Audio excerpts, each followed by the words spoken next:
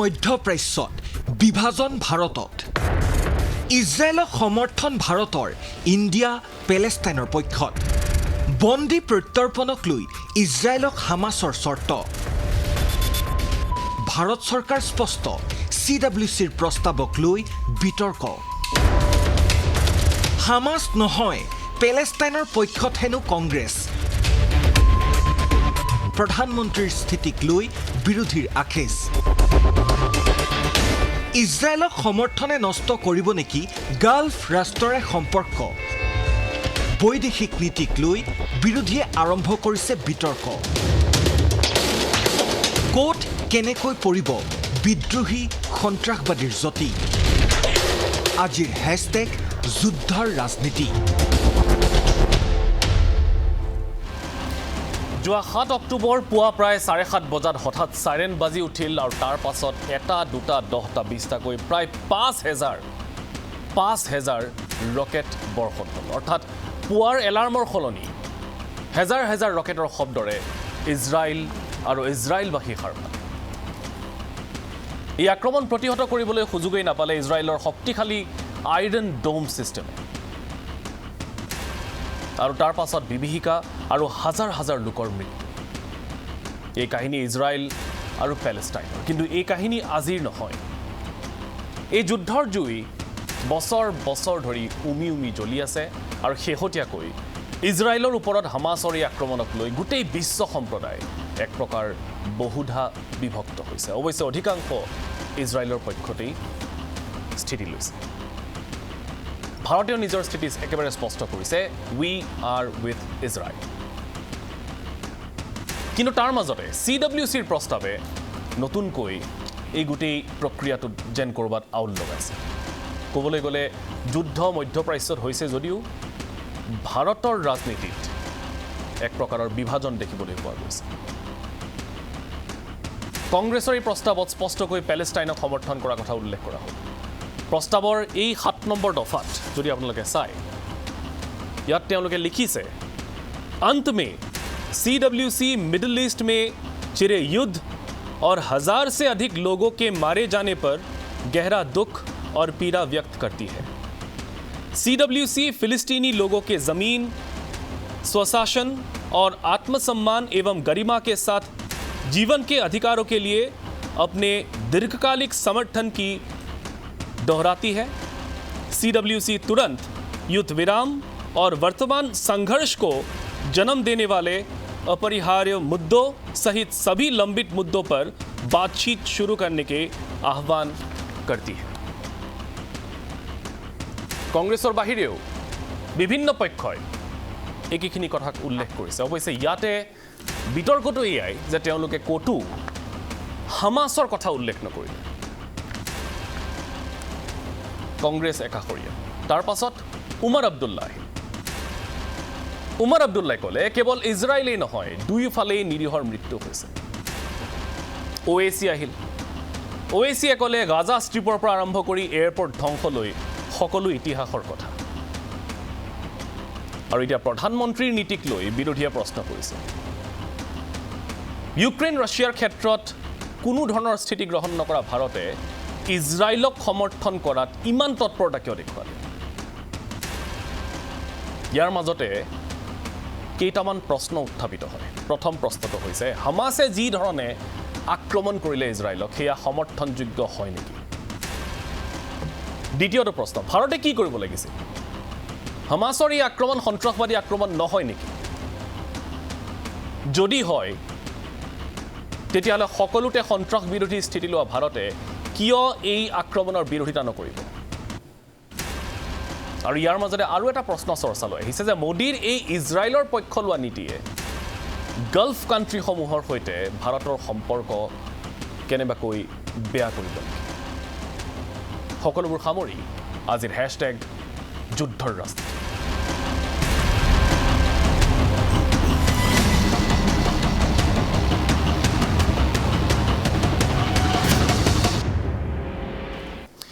অনুষ্ঠানটো আগবঢ়াই লৈ যাবলৈ আজি আমাৰ সৈতে কেইবাগৰাকী অতিথি আছে প্ৰথমতে চিনাই কৰি দিছোঁ ৰাজনৈতিক প্ৰেক্ষাপটৰ দুগৰাকী ব্যক্তি আমাৰ সৈতে আছে বিজেপিৰ মুখপাত্ৰ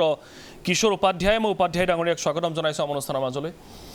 আমাৰ সৈতে এই মুহূৰ্তত ষ্টুডিঅ'ত উপস্থিত আছে কংগ্ৰেছৰ মুখপাত্ৰ গোপাল শৰ্মা। মই শৰ্মা ডাঙৰীয়াক স্বাগতম জনাইছোঁ। আমাৰ সৈতে এই মুহূৰ্তত ষ্টুডিঅ'ত উপস্থিত আছে জ্যেষ্ঠ সাংবাদিক ৰূপম বৰুৱা। মই বৰুৱা ডাঙৰীয়াক স্বাগতম জনাইছোঁ। আমাৰ সৈতে এই মুহূৰ্তত ষ্টুডিঅ'ত উপস্থিত আছে জ্যেষ্ঠ সাংবাদিক নৱ ঠাকুৰীয়া। মই ঠাকুৰীয়া ডাঙৰীয়াক স্বাগতম জনাইছোঁ। আৰু আমাৰ সৈতে এই মুহূৰ্তত পোনপটীয়া সম্প্ৰচাৰত আছে এগৰাকী জ্যেষ্ঠ সাংবাদিক আতিৰ খান। মই আতিৰ খান ডাঙৰীয়াকো স্বাগতম জনাইছোঁ। এই গোটেই বিষয়টো যিহেতু কংগ্ৰেছ আৰু CWCয়ে লোৱা এটা বিশেষ সিদ্ধান্তক লৈ প্ৰস্তাৱক লৈ আৰম্ভ হ'ল, গতিকে ইয়াক লৈ এতিয়া গোটেই বিষয়টো অন্যফালে যেন ঢাল খাবলৈ আৰম্ভ কৰিছে। কিন্তু প্ৰথমতেই মই নৱদা আপোনাৰ ওচৰলৈ আহিছোঁ। ৰাজনীতিটো আমি আলোচনা কৰিমেই, কিন্তু সামগ্ৰিকভাৱে পেলেষ্টাইন আৰু ইজৰাইলৰ এই যুদ্ধখনক লৈ দেশসমূহৰ যি স্থিতি, আপুনি কি ক'বলৈ বিচাৰে? এই যুদ্ধখন আজিৰ নহয়, আমি সকলোৱে জানো। বহু আগৰ এই যুঁজ, তেওঁলোকৰ মাজত কি কি ডিফাৰেঞ্চেছ আছে, কি কাৰণে হ'ল সেই হিষ্ট্ৰী আমি জানো, আমি পঢ়িছোঁ। কিন্তু তাৰ মাজতে আকৌ যিহেতু এইটো এটা হঠাৎ আক্ৰমণ হ'ল, ইয়াৰ পাছত যি দেশসমূহে যেনেধৰণৰ স্থিতি লৈছে, আপুনি কি ভাবে কোন কাৰ পক্ষত থকাটো উচিত আৰু কোনে শুদ্ধ সিদ্ধান্ত লৈছে? তিনিটামান কথা, গুৰুত্বপূৰ্ণ কথা। এটা হ'ল কি, সন্ত্ৰাসবাদী যেতিয়া আক্ৰমণ কৰে, সেইটো 9/11 হওক বা মুম্বাই আক্ৰমণ হওক বা ভাৰতৰ যিকোনো মুহূৰ্তত পাকিস্তানী যে ইনফ্ৰেটিকেল আহে, সেইটো কণ্ডেমেবল। তাত আচলতে কোনো ধৰণৰ জাতি পাতি ধৰ্ম দেশ থাকিব নালাগে। হামাছৰ ক্ষেত্ৰত সেইটো আমি কণ্ডেম কৰিছোঁ, সকলোৱে কণ্ডেম কৰিছে। যদিও কিছু কিছু দেশ বা কিছু কিছু দল সংগঠনে অলপমান ছফ্ট, তেওঁলোকৰ নাম উল্লেখ নকৰাকৈ ইজৰাইলৰ ক্ষতিৰ কথাটো কৈছে। বা আৰু হামাছৰ যিটো আক্ৰমণ, শিশু মহিলা, আৰু তেওঁলোকে এইটো ভিডিঅ' কৰিছে, ভিডিঅ'টো তেওঁলোকে ভাইৰেল কৰাইছে, তাৰমানে কিমান নৃশংস হ'ব পাৰে। গতিকে এক ধৰণৰ তেওঁলোকে এটা মানসিকভাৱে চাপ দিব খুজিছে যে তেওঁলোকে যিকোনো কাম কৰিব পাৰে। আৰু ইজৰাইলৰ এটা মছাদৰ দৰে ইণ্টেলিজেঞ্চ এটা ছাৰ্ভিচ থকাৰ পাছতো তেওঁলোকে যে তাত এইটো কথা বুজা যায় যে হামাছ অকল এটা সন্ত্ৰাসবাদী সংগঠন হিচাপে কামটো কৰা নাই, তেওঁলোকক পিছফালে কোনোবা ডাঙৰ শক্তিয়ে সহায় কৰিছে। সেইটো অস্ত্ৰ দিয়াৰ পৰা পৰিকল্পনা কৰা। আৰু লগতে যোৱা কিছুদিন ইজৰাইলৰ ভিতৰত কিছু এটা অস্থিৰ পৰিস্থিতি বিৰাজ কৰি আছিল, নেতান্যাহু পপুলাৰিটিক লৈ, তেওঁলোকৰ পেঞ্চন স্কিম, এনেকৈ বহুত কিছু লৈ। গতিকে এই দেশখনৰ ভিতৰৰ যিটো গণ্ডগোল, সেই গণ্ডগোলৰ কাৰণে হয়তো হ'ব পাৰে বা তেওঁলোকৰ মাজত কিছু এটা অৰি হ'ব পাৰে। এতিয়া বাৰু তেওঁলোকে এটা সম্পূৰ্ণ বেলেগ ষ্টেণ্ড লৈছে। আৰু দ্বিতীয়, আপুনি যিটো কথা কৈছে যে ভাৰতে তৎপৰতাৰে ইজৰাইলৰ পক্ষত আছে, মই ভাবোঁ এইটো আজিৰ পৰা 20 বছৰ আগতে সম্ভৱ নহ'লে। কাৰণ মই ভালকৈ জানো যে 20 বছৰ আগলৈকে আমাৰ ধাৰণা পেলেষ্টাইনটোৱে আটাইতকৈ ভাল সংগঠন। ইয়াছাৰ আৰাফাত আমাৰ একদম লিজেণ্ডৰ দৰে আছিলে। আৰু ইজৰাইল হিৰো সজোৱা হৈছিল। ইয়াছাৰ আৰাফাত অলমষ্ট আমাৰ লিজেণ্ড ধৰণৰ, মানে একদম তেওঁ আটাইতকৈ জনপ্ৰিয়, আটাইতকৈ ভাল। ৰাজীৱ গান্ধী, ইন্দিৰা গান্ধীৰ সম্পৰ্ক ভাল আছিলে, গতিকে আমাৰ সম্পৰ্ক ভাল আছিলে। মিডিয়াই তেওঁক প্ৰজেক্ট কৰিছিলে। আৰু ইজৰাইলক সদায় ৰক্ত পিপাসু, আমেৰিকাৰ পাপেট, আমেৰিকাৰ কুকুৰ, এনেকৈ নানান ধৰণৰ অভিযোগ কৰিছে। গতিকে সেই গোটেইখিনি কথা মই ভাবোঁ ৰূপম বৰুৱাই প্ৰথম এটা আৰ্টিকল লিখিছিলে, কেৱল ইজৰাইলৰ দোষ নেকি? মোৰ হিচাপত অসমৰ প্ৰথম এজন সাংবাদিকে আৰ্টিকল এটা লিখি কৈছে যে ইজৰাইলৰো ক'ব লগা আছে, Israel has right to exist, they have every right to exist their land. এই কথাখিনি মই ভাবোঁ আমি আলোচনা কৰি, এই কথা যদি ৰূপমদা নিজে উপস্থিত, তেওঁ সেই বিষয়ে ক'ব। কিন্তু ভাৰতৰ এই যিটো স্থিতি, এই স্থিতি মই ভাবোঁ এটা গুৰুত্বপূৰ্ণ, যে যিকোনো ক্ষেত্ৰতে ভাৰতে কেতিয়াবা ধৰক টিবেটিয়ানসকলৰ ক্ষেত্ৰত চৰকাৰে স্থিতি নমনীয়, কিন্তু ভাৰতৰ মানুহে টিবেটক ছাপোৰ্ট কৰে। যেনে অং সান সূচী ম্যানমাৰ, চৰকাৰে কোনো সিদ্ধান্ত নলয়, কিন্তু ভাৰতবৰ্ষৰ মানুহে সমৰ্থন কৰে। কিন্তু ইজৰাইলৰ ক্ষেত্ৰত মই ভাবোঁ ভাৰতৰ বৃহত্তৰ সংখ্যক মানুহে আজি ইজৰাইলৰ পক্ষত আছে, আৰু লগতে চৰকাৰো আছে। গতিকে ইজৰাইলৰ ক্ষেত্ৰত ভাৰতৰ স্থিতিটো প্ৰায় 90% মই ক'ব তেওঁলোকৰ পক্ষত আছে। যদিও কিছু কিছু সংগঠনে হয়তো এটা ৰিজাৰ্ভেশ্যন ৰাখিব পাৰে যে পেলেষ্টাইন মুভমেণ্টক তেওঁ সমৰ্থন কৰিছে। কিন্তু যিকোনো হয়তো পেলেষ্টাইন হওক বা অন্য কোনো দেশ হওক, অন্য কোনো সংগঠন হওক, কিছু সন্ত্ৰাসবাদী কাৰ্য আমি কণ্ডেম কৰিব লাগে। আৰু এই সন্ত্ৰাসবাদী কাৰ্যক সমৰ্থন কৰা হিচাপে কিছু কিছু দেশ সন্মুখলৈ আহিছে, ইৰাণ আহিছে, কাটাৰ আহিব পাৰে, কিছু কিছু দেশ আহিব পাৰে। কিন্তু লগতে আৰু এখন দেশৰ নাম, সেইটো হ'ল চাইনা। ক'ৰবাত চীন জড়িত আছে নেকি? চীনে সহায় কৰিছে নেকি? কাৰণ চীনৰ সহায় নোহোৱাকৈ কেৱল ইৰাণে বা অন্য এখন দেশে হামাছক ইমান সহায় কৰিলে, ইমান টেকন'লজি। প্ৰসংগটোলৈ আপোনাৰ ওচৰলৈ আহিম ঠাকুৰীয়া ডাঙৰীয়া। আৰু গোটেইখিনি মিলি মই ভাবোঁ এইটো কথা কওঁ যে ইজৰাইলৰ এই যিটো প্ৰতিহত কৰাৰ যিটো সংগ্ৰাম, প্ৰতিহত কৰাৰ যিটো এইটো ভাৰতবৰ্ষ মানে একদম বেলেগ ধৰণৰ এক্সাইটমেণ্ট এটা ফিল কৰিছে। আৰু ক'ৰবাত এনেকুৱা লাগিছে যেন ভাৰতৰ এটা প্ৰান্তত উগ্ৰবাদীয়ে আক্ৰমণ কৰিছে, সন্ত্ৰাসবাদী আক্ৰমণ, আৰু আমি সকলোৱে লগ হৈছোঁ। এইটো কিন্তু আমি সাধাৰণতে আগতে দেখা নাছিলোঁ। ৰাছিয়া ইউক্ৰেইনৰ ক্ষেত্ৰত আমি একেবাৰে নিৰপেক্ষ আছিলোঁ আমি না পুতিনক এইবাৰ এটা তৎপৰতা দেখিবলৈ পোৱা এইবাৰ গৈছে। ভাৰতবৰ্ষৰ মানুহে আপুনি ছ'চিয়েল মিডিয়া দেখিলে গম পাব যে এণ্টি হামাছ আপুনি অত্যন্ত কঠিন মন্তব্য তেওঁলোকে কৰিছে ইয়ে প্ৰমাণ কৰে যে ক'ৰবাত ভাৰতবৰ্ষৰ মানুহে কিন্তু এটা জাগ্ৰত এটা নেতা বিচাৰিছে জাগ্ৰত এটা শক্তিশালী চৰকাৰ বিচাৰে আৰু দেশৰ নিৰাপত্তা অখণ্ডতা এইটো যদি কোনো ক্ষেত্ৰত যদি প্ৰতিহত নহয় ভাৰতত যদি কোনোবা দেশে যদি আক্ৰমণ কৰে যেনে মুম্বাই যদি আক্ৰমণ হৈছিল তাতে বিচাৰিছিল যে ভাৰতবৰ্ষই কিয় পাকিস্তান আক্ৰমণ নকৰিলে কিয় চাই থাকিলে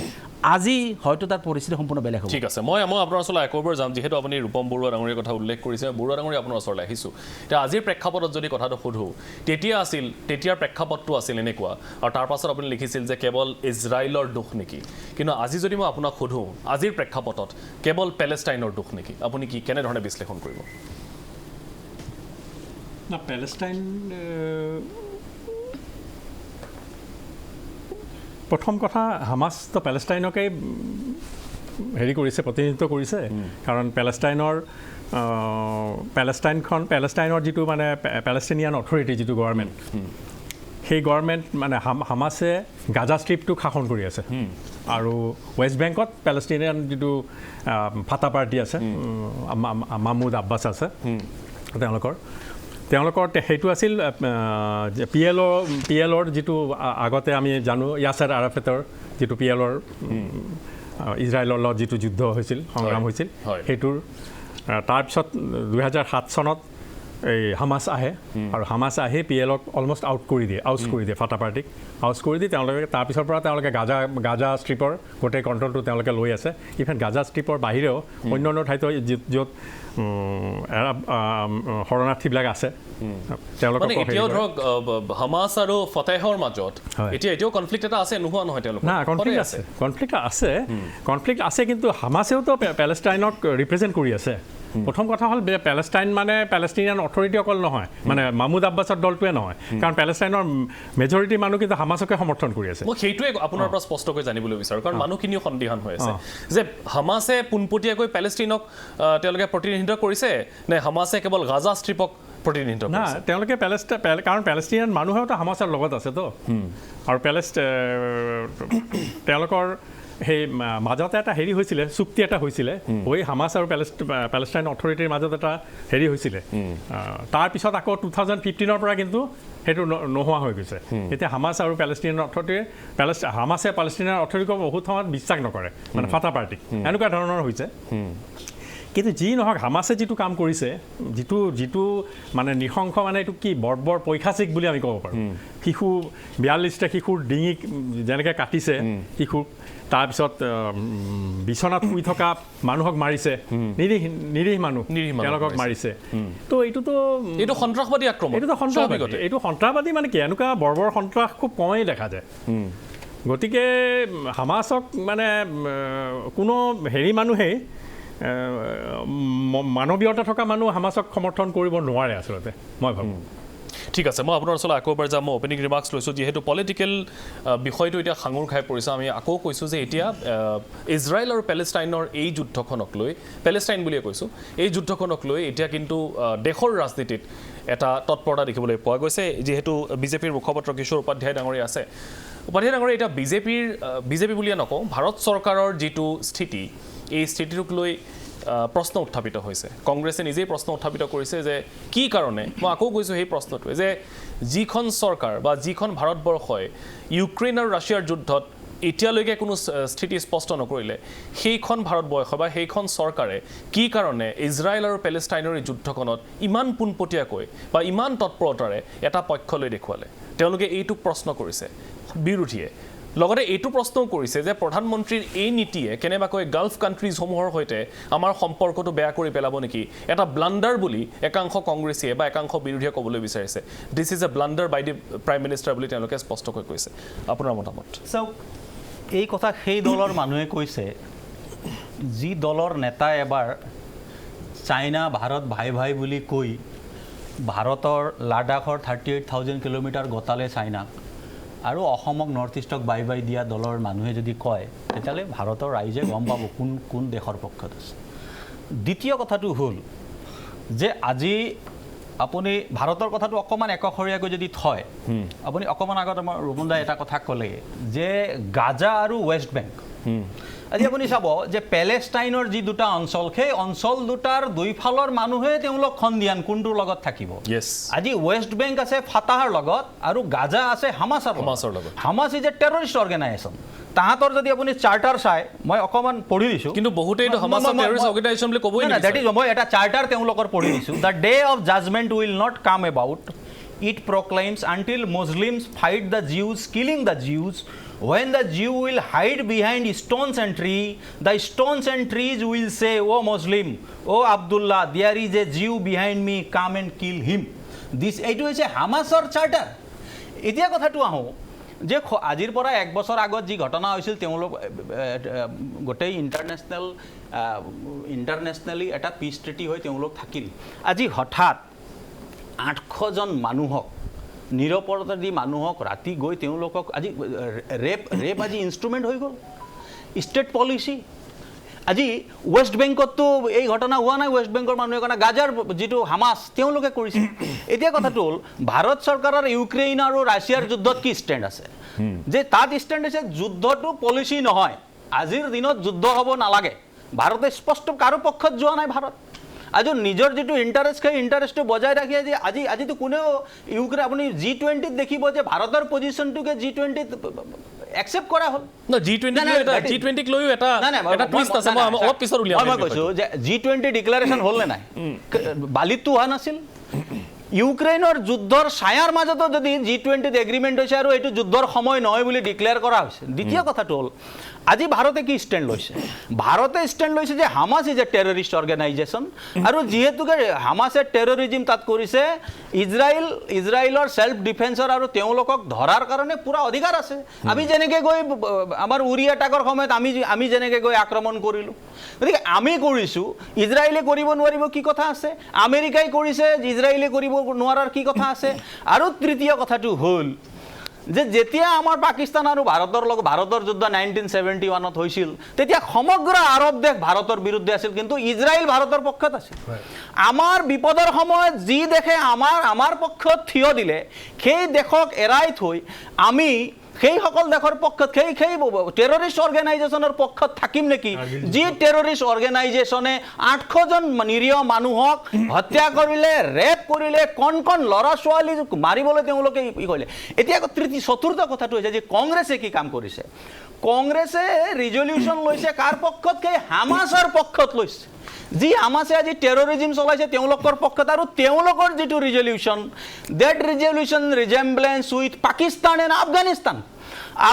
আফগানিস্তানে যি ভাষা কৈছে এই গোটেই ঘটনাটোত যেনেকুৱা ৰিজলিউশ্যন লৈছে সেই একে ৰিজলিউশ্যন কংগ্ৰেছে লৈছে গতিকে এতিয়া কথাটো হ'ল যে তেওঁলোকে অকল এটা ছেগমেণ্টক চাই এটা ছেগমেণ্টৰ ভোটৰ ধান্দাত ভাৰতবৰ্ষৰ চিন্তা চৰ্চা কৰি তেওঁলোকে উগ্ৰপন্থীকটো তেওঁলোকৰ ছাপোৰ্ট কৰিছে হামাছক ছাপোৰ্ট কৰিছে আজি হামাছক ছাপোৰ্ট কৰা মানে ইয়াছিন মালিককো তেওঁলোকে ছাপোৰ্ট কৰিছিল মনমোহন সিঙৰ লগততো হাঁহি ফটো আছে যিজন ইয়াছিন মালিকে শ কাশ্মীৰী হিন্দুক মাৰিছিল পণ্ডিতক মাৰিছিল আৰু সেই ইয়াছিন মালিকক আজি ভাৰত আজি নৰেন্দ্ৰ মোদীৰ দিনত শাস্তি দিয়া হৈছে মই অকণমান যে ইয়াছিন মালিকে নৰেন্দ্ৰ মোদী চৰকাৰৰ সময়ত যদি ফাঁচি কাঠত ওলমাবৰ কাৰণে অৰ্ডাৰ হ'ব পাৰে তেনেকুৱা ইয়াছিন মালিকক কংগ্ৰেছৰ টাইমত মনমোহন সিং চৰকাৰে একেলগে নিশ্চয় মই এই মুহূৰ্তত কংগ্ৰেছৰ স্থিতিটো মই জানো তেওঁলোকৰ স্থিতি আৰু ভাৰতীয় জনতা পাৰ্টিৰ স্থিতি পাৰ্থক্য এইটোৱে যে আমি টেৰৰিজিম সকলো ধৰণৰ টেৰৰিজিমে আমি উৎখাত কৰিম কণ্ডেম কৰিম তেওঁলোকে টেৰৰিজিমক তেওঁলোকে ঠিক আছে মই এই মুহূৰ্তত কংগ্ৰেছৰ মুখপাত্ৰ যিহেতু আমাৰ সৈতে আছে গোপাল শৰ্মা ডাঙৰীয়া এতিয়া এই CWCৰ যিটো ৰেজলিউশ্যন লোৱা হ'ল ইয়াক লৈ এতিয়া বিতৰ্কৰ আৰম্ভ হৈছে বিভিন্ন পক্ষই বিভিন্ন কথা কৈছে কংগ্ৰেছক খুৰধাৰ সমালোচনা কৰিছে তাৰ মাজতে এগৰাকী বিজেপিৰ সাংসদে কালিৰ দিনটোত ক'লে যে এতিয়া ইজৰাইলে যিটো সমস্যাৰ সন্মুখীন হৈছে সেইটো সমস্যা ভাৰতবৰ্ষই 2004ৰ পৰা 14লৈকে ইতিমধ্যে ফেচ কৰিছে কি ক'ব আপুনি প্ৰথমতে মই এটা কথা ক'ম I challenge Kishore Upadhyaya, representative of Bharatiya Janata Party, to prove Congressor resolution kot Hamasor kotha ullekh ache jodi nai let him withdraw his statement aru eta kotha Arunachal Pradesh jetia China ghor banai gao village banaise আৰু সেইবিলাক যেতিয়া তেওঁলোকে একো কৰিব পৰা নাই আজি তেওঁলোকে চাইনাৰ কথা কয় আচল প্ৰব্লেমটো হৈছে ক'ত আচল প্ৰব্লেমটো হৈছে যে 5খন ষ্টেটত আপোনাৰ ইলেকশ্যন হৈছে তেওঁলোকৰ অৱস্থা শোচনীয় এই 5খন ষ্টেটত যে তেওঁলোকে ভাল ফল কৰিব নোৱাৰে তেওঁলোকে ইতিমধ্যে ৰাইজৰ পৰা গোটেইখিনি পাইছে গতিকে চালে বেৰে কোবাই তেওঁলোকে যেনে তেনে এটা ইছ্যু তৈয়াৰ কৰিব খুজিছে যিটো ওচৰৰ জৰিয়তে যাতে তেওঁলোকে এই ইলেকশ্যনত তেওঁলোকে যেনে তেনে ক'ৰবাত এটা হেৰি পায় যেনেকৈ আপোনাৰ এই মানে বানপানী পানীত আপোনাৰ ককবকাই থকা খেৰেই এডাল মেইন হেৰি হৈ যোৱাৰ নিচিনাকৈ তেওঁলোকৰ এই ইছ্যুটো এটা ইছ্যু হৈ পৰিছে আপুনি এটা কথা মন কৰিব যে দ্য কনফ্লিক্ট এই যিটো কনফ্লিক্ট আপোনাৰ যিটো পেলেষ্টাইন আৰু ইজৰাইলৰ যিটো conflict is a 7 decade old আপোনাৰ কনফ্লিক্ট আপোনাৰ এইটো আৰম্ভ হৈছিলে কেতিয়া এইটো আপোনাৰ যেতিয়া নাজিসকলে নাজিসকলৰ পাৰ্চিকিউশ্যনৰ কাৰণে যেতিয়া আপোনাৰ এই ইহুদীসকল তেওঁলোকে ইমিগ্ৰেট মাইগ্ৰেশ্যন কৰিব লগা হৈছিলে এই অঞ্চললৈ গালফৰ এই অঞ্চললৈ আহিব লগা হৈছিলে আৰু সেই সময়ত তেতিয়া আপোনাৰ ব্ৰিটিছত ইউনাইটেড নেশ্যনছত তেতিয়া এই গোটেই কনফ্লিক্টটো যিটো হৈছিলে এমং দ্য আৰবছ আৰু এই ইমিগ্ৰেণ্টছখিনিৰ মাজত তেতিয়া এটা কৰা হৈছিলে ইউনাইটেড নেশ্যনছত যে এইটোৰ সলিউশ্যন এটা আনিব লাগে আৰু সেই সলিউশ্যন মৰ্মে তেওঁলোকে দুখন ষ্টেটৰ আপোনাৰ তাত প্ৰপ'জেল আছিলে এখন ইজৰাইল আৰু এখন আপোনাৰ পেলেষ্টাইন ষ্টেটৰ কথা কোৱা হৈছিলে কিন্তু 1948ত যেতিয়া আপোনাৰ ইজৰাইলে নিজকে ইণ্ডিপেণ্ডেণ্ট বুলি ডিক্লেয়াৰ কৰিলে তাৰ পাছতে আপুনি আৰব ষ্টেটৰ লগত এটা কনফ্লিক্ট আৰম্ভ হ'ল এতিয়া কথাটো হৈছে ঠিক আছে এইটো লং হিষ্ট্ৰী অফ আপোনাৰ কনফ্ৰণ্টেশ্যন সেইটো এইবিলাক কৈ নহ'ব এতিয়া কথাটো হৈছে কি এই যেতিয়া আমাৰ ইয়াত এটা ৰিজলিউশ্যনত ভেৰি ক্লিয়াৰলি কোৱা হৈছে যে Congress condemn brutal attack on the people of Israel এতিয়া হৈছে যিকোনো আপোনাৰ উগ্ৰবাদী মানে সংগঠন সেইটো যি দলৰ লগতে নাথাকক বা যি দেশৰ লগতে নাথাকক যি ৰাজ্যতে নাথাকক সেইটো হৈছে আপোনাৰ মানে কণ্ডেম কৰিব লাগে আৰু কোনো ক্ষেত্ৰতে এইটো কেতিয়াও তাত ছাপোৰ্ট কৰিব পৰা এইটো কথা নহয় however it reaffirms its traditional support for Palestine cause এতিয়া কথাটো হৈছে কি এই আপুনি চাব এতিয়া কনফ্লিক্টটো হৈছে কি 1967ত যেতিয়া ইজিপ্তে যেতিয়া আপোনাৰ ইজৰাইলত আপোনাৰ এটেক কৰিছিলে সুৱেজ কেনেল যেতিয়া বন্ধ কৰি দিছিলে তেতিয়া আপোনাৰ সেই ক্লেছত ইজিপ্তৰ লগত আপোনাৰ আজি ইজৰাইলৰ আপোনাৰ হেৰি হৈছিলে আৰু ইজৰাইলৰ লগত এই কনফ্লিক্টখনত এই যুদ্ধত ইজিপ্ত হাৰিছিল আৰু সেই সময়ত আপোনাৰ কি হৈছিলে এই গাজা ষ্ট্ৰিপ এণ্ড ৱেষ্টাৰ্ণ যিটো ৱেষ্ট বেংক প্লাছ আপোনাৰ কি কয় আপোনাৰ গোলান হেৰি এই গোটেইকেইখন গোলান হাইট এনেকৈ আপোনাৰ এই অঞ্চলখন তেওঁলোকৰ হাতলৈ আহিছিল আৰু তেতিয়াৰ পৰাই এই কথাটো মানে এই বস্তুখিনি যেতিয়াও ইনিচিয়েল ষ্টেজত যদিও ইজৰাইলৰ হাতত নাছিল কিন্তু তেওঁলোকৰ যিটো আপোনাৰ কনফ্লিক্ট হ'ল 1967ৰ পাছত এইখন অঞ্চল হাতলৈ আহে এতিয়া কথাটো হৈছে কি এতিয়া আপোনাৰ প্ৰত্যেকে এতিয়া আজি কিছুদিনৰ আগত আৰব ৱৰ্ল্ডে আপোনাৰ ইজৰাইলৰ লগত এটা মীমাংসাত আহি পেলাই এটা পিচফুল সলিউশ্যনৰ কাৰণে এটা স্থিতি গ্ৰহণ কৰিছিলে সেই গ্ৰহণ কৰিছে কি নকৰা অৱস্থাতেই আপোনাৰ এটা আপোনাৰ এইটো পৰিস্থিতিৰ সৃষ্টি হ'ল আপুনি মন কৰিব যে ইভিন আপোনাৰ ইজৰাইলৰ এগৰাকী প্ৰধানমন্ত্ৰীক আপোনাৰ এছাচিনেট কৰা হৈছিলে তেওঁলোকৰ আপোনাৰ ৰাইট উইং প্ৰতিনিধিয়ে কিহৰ কাৰণে কৰা হৈছিলে যে তেওঁলোকে এই যিটো পেলেষ্টাইনৰ লগত এটা যিটো পিচ চুক্তি সেই চুক্তিটো তেওঁলোকে বিচৰা নাছিলে গতিকে তেওঁ কিন্তু উগ্ৰপন্থীয়ে আছিলে এতিয়া আপোনাৰ চাওক এতিয়া কথাটো হৈছে কি আমাৰ কংগ্ৰেছ গভৰ্ণমেণ্টে এইটোৱেই কৈছে কাৰণ আপুনি চাব যেতিয়া আপোনাৰ যিটো ভাৰতবৰ্ষৰ যিটো পেলেষ্টাইনৰ ৰিলেশ্যনশ্বিপ আপুনি মন কৰিব No, এইটো মই আছে এই যেটো bilateral relationৰ যিখিনি কথা মই ইয়াতে লৈ আহিছো তাতে ইয়াত লিখা আছে India has always played an active role in extending support for the Palestinian cause across various multilateral forums. India co-sponsored the draft resolution on the right of Palestinians to self-determination. না আৰু এটা কথা তাৰ লগতে আপোনাৰ এই যে ইজৰাইলৰ লগত যিটো ৰিলেশ্যনশ্বিপ আৰম্ভ হৈছিলে ইণ্ডিয়া ভাৰতবৰ্ষৰ সেইটো আপোনাৰ যেতিয়া আপোনাৰ নৰসিংহ ৰাও যেতিয়া আপোনাৰ চৰকাৰ আছিলে 1992ত তেতিয়া আপোনাৰ টেল আভিভত এম্বেচিটো আপোনাৰ তেতিয়া আপোনাৰ কংগ্ৰেছ চৰকাৰৰ দিনতেই এই টেল আভিভত আপোনাৰ এম্বেচি খুলিছিলে আৰু কংগ্ৰেছৰ দিনতেই কিন্তু আপোনাৰ সেই সময়ত আপোনাৰ ইজৰাইলক আপোনাৰ এটা কনচুলেট অফিচ বম্বাইত খুলিবৰ কাৰণে 19 সেইবিলাক ঠিক আছে কিন্তু এতিয়া পেলেষ্টাইনৰ সমৰ্থনত এতিয়া কথাটো এনেকুৱা হৈছে যে তাতে সলিউশ্যন লাগে এইটো এটা কোনো কাৰ পক্ষৰ কথা নহয় তাতে সলিউশ্যন লাগে আৰু সলিউশ্যনটো হৈছে কি ইট শুড বি মানে পাৰ্মানেণ্ট সলিউশ্যন আজি আপোনাৰ কোনটো দ্য ৱাৰ শুড এণ্ড এতিয়া আপোনালোকৰ এতিয়া কংগ্ৰেছৰ এতিয়া কথা হৈছে কি এতিয়া আপোনাৰ এইটো কনফ্লিক্ট আপোনাৰ যদি আপোনাৰ বিভিন্ন ধৰণৰ পাৰ্টিলৈ এই কনফ্লিক্টটো বাঢ়িব নালাগে ইমিডিয়েটলি ইউনাইটেড নেশ্যনছৰ যিটো ৰিজলিউশ্যন আছে সেই ইউনাইটেড নেশ্যনছৰ ৰিজলিউশ্যনৰ আপোনাৰ আঁত ধৰি আজি চবেই লগ লাগি পেলাই ইয়াত এইটো কেনেকৈ এইটো চলিউশ্যনটো আপোনাৰ আহিব পাৰে এই যে এই সমস্যা আজি 7 ডিকেড সেইটোৱে CWC ৰিজলিউশ্যন লাগে সেইটো আমাৰ সেইটোৱে কৈছে আমাকতো কোনোদিন কোৱা নাই যে আমি কিন্তু তাতে আপোনালোকে এবাৰো হামাছৰ প্ৰসংগটো উল্লেখ নকৰিলে না এইটোতো হামাছৰ কথাটো নাহে নহয় এতিয়া কথাটো হৈছে কি এক্সট্ৰিম আপোনাৰ যেতিয়া যিকোনো এতিয়া কণ্ডেমেবল এইটো এক্সট্ৰিম এইটো কৈছে আপুনি গতিকে তাতে আপুনি বুজিব যে এইটো হৈছে ডেলিকেট বেলেঞ্চ এটা আপোনাৰ সদায় আপুনি চাব এই 2018 চনত আমাৰ সন্মানীয় প্ৰধানমন্ত্ৰী 2018 চনত সন্মানীয় প্ৰধানমন্ত্ৰী আমাৰ নৰেন্দ্ৰ মোদী ডাঙৰীয়াই পেলেষ্টাইন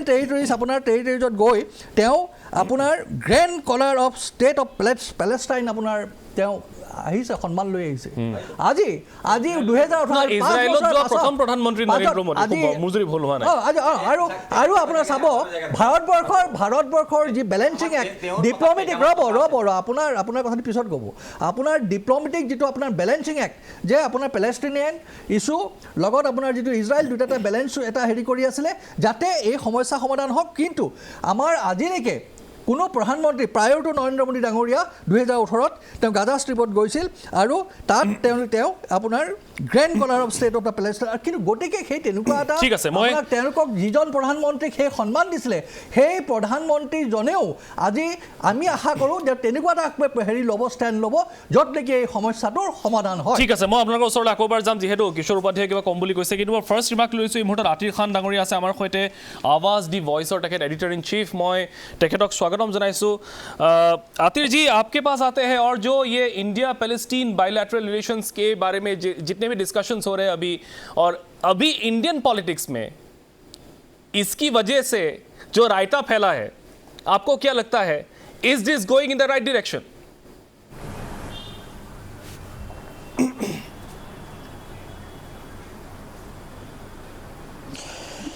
देखिए राजनीति में कहना बहुत मुश्किल है क्या दिशा जो है सही है या गलत है लेकिन एक चीज़ हमें समझ लेनी चाहिए कि जहाँ तक इज़राइल फ़लस्तीन का मामला है भारत का स्टैंड में कोई बदलाव नहीं आया है चाहे वो पहले कांग्रेस हो जैसे कि आपके एक प्रवक्ता भी बोल रहे थे कि 1948 में जब भारत ने इजराइल के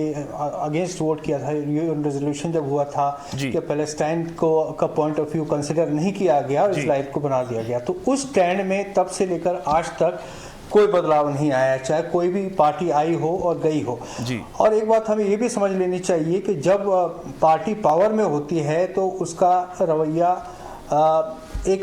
उसका नज़रिया बहुत बड़ा हो जाता है जिसमें उसको हर चीज़ परिप्रेक्ष्य में देखनी पड़ती है हमने देखा कि इतिहास में जो इंदिरा गांधी थी उन्होंने यासिर अराफात पीएलओ को एक्सेप्टेंस दिया यासिर अराफात हिंदुस्तान में आए थे उसके बाद में फिर हमने एक ऐसा दौर भी देखा जब राजीव गांधी भी थोड़े इजराइल को लेकर सॉफ्ट हुए फिर जैसे कि आपके प्रवक्ता कर रहे थे 1992 में नरसिम्हा राव क्योंकि हर चीज़ जो अगर आप इंटरनेशनल रिलेशंस में देखते हैं परिप्रेक्ष्य को तो चीज़ें बदलती रहती हैं इस वजह से इंडिया ने एक्सेप्टेंस दी लेकिन एक बात ये भी समझने वाली है कि अगर हम सेलेक्टिवली चीज़ों को देखते हैं अगर हम कहते हैं कि इंडिया का स्टैंड एक तरफा हो गया है तो ये कहना मेरी नज़र में ठीक नहीं होगा क्योंकि जैसे कि आपने भी पॉइंट आउट किया कि 1917 में प्रधानमंत्री नरेंद्र मोदी पहले प्रधानमंत्री थे जो इजराइल गए थे लेकिन आपको याद होगा इजराइल से पे जाने से पहले इन्होंने कई देशों का दौरा किया था वो कतार भी गए थे यूएई भी गए थे उसके बाद फिर इजराइल के और फिर उसके अगले साल उन्होंने एक स्पेशल विजिट किया था 2018 में जो पैलेस्टाइन के तो हमारा जो स्टैंड है इस तरह से अगर as a nation two nation theory जो हम जो रेजोल्यूशन पे हैं उसमें हम अटल हैं उसमें कोई बदलाव नहीं है जहाँ तक राजनीति की बात आती है समय के साथ हर चीज़ परिप्रेक्ष्य में देखनी होती है जैसे कि इस समय भारत को क्या लगता है क्योंकि इजराइल ऑल वेदर फ्रेंड रहा है। इजराइल ने हमेशा भारत की मदद की है जब भी इसको, ख़ास तौर से जब आतंकवाद की बात आई है, मुंबई अटैक हो या फिर हमारी स्ट्रेटेजिक पार्टनरशिप्स हो उनके साथ, सैटेलाइट हो, सर्विलेंस हो, सब में हमारा साथ रहा है। लेकिन इसका मतलब ये नहीं है कि भारत का कोई इसमें बदलाव आ गया है स्टैंड में। यदि वो ये कहता है कि हमास का अटैक, जिसको कहते हैं कि एक डेजिग्नेटेड टेररिस्ट ऑर्गेनाइजेशन है, उस तरह का वायलेंट अटैक करता है जिसमें किसी की सहानुभूति नहीं हो सकती, उस समय एक देश को क्या स्टैंड लेना चाहिए पूरे परिप्रेक्ष्य में, जियोपॉलिटिकल सिचुएशन देखते हुए मुझे लगता है वो स्टैंड लिया गया। लेकिन इसका मतलब ये नहीं है कि भारत का कोई स्टैंड जहां तक इजराइल और लेकिन फिलिस्तीन की बात है चेंज होता है। पिछले रिलेशंस को देखते हुए अभी क्वेश्चन ये आ रहा है कि इंडिया या नरेंद्र मोदी जी ये पक्ष चुनने में ज्यादा जल्दी तो नहीं कर बैठे।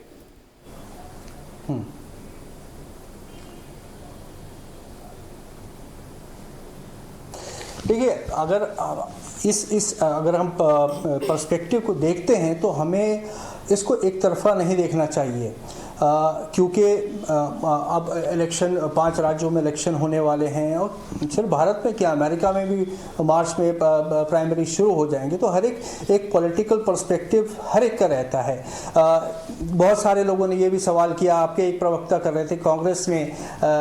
जो अपना CWC में बयान दिया है उसमें हमास का जिक्र नहीं। तो हर एक जहाँ तक पॉलिटिकल पार्टीज़ की बात है वो सेलेक्टिवली देखते हैं, इंटरेस्ट को देखते हैं, लेकिन जहाँ तक प्रधानमंत्री के इस बयान की बात है, हर चीज़ जो एट दैट आवर जो उन्होंने बयान यूज़ किया है, उस समय क्या परिस्थिति थी, लगभग 900 इजरायली लोग मर गए, उन पे अटैक हुआ, उसके बाद जो विजुअल्स आए और जो आजकल सोशल मीडिया का ज़माना है, उसके बाद जो एक परसेप्शन बनता है, तो आपका इमीडिएट रिएक्शन क्या होना चाहिए, मुझे लगता है वो हुआ। लेकिन इसका मतलब ये नहीं है कि अगर कोई और ह्यूमन राइट वायलेशन होती है इजराइल की ओर से पैलेस्टीनियंस पे, तो उसको नहीं देखा जाएगा, उस पर बयान नहीं दिया जाएगा। लेकिन उस वक्त क्या दरकार थी, और अपने अगर एक ऐसा ऑल वेदर साथी है जिसने हमेशा साथ दिया, उसके साथ ऐसा होता है, तो उस टाइम क्या इमीडिएट रिएक्शन होना चाहिए, वो हुआ। CWC का बयान आया, उससे पहले कुछ उनके नेताओं, कांग्रेस के नेताओं के भी बयान आए थे, उसमें उसको उन्होंने होलिस्टिकली देखा। लेकिन कांग्रेस ने एक अपना स्टैंड लिया जो कि कोई भी पॉलिटिकल पार्टी एक लोकतंत्र में ले सकती है। उसने सिलेक्टिव बयान देके हमास को इस पूरे जो वायलेंट एक्ट था, जिसकी कोई भी हर एक ही निंदा करेगा, चाहे वो किसी भी धर्म का हो, उसमें जिक्र नहीं किया। उसने कहा कि उसका ये स्टैंड है। तो मुझे लगता है कि हमें सेलेक्टिवली चीज़ों को देखना नहीं चाहिए। जहाँ तक ह्यूमन राइट्स वायलेशन की बात आती है, चाहे किसी भी ओर से हो, तो जाहिर बात है कि उस पर एक होलिस्टिक व्यू होना चाहिए, ना कि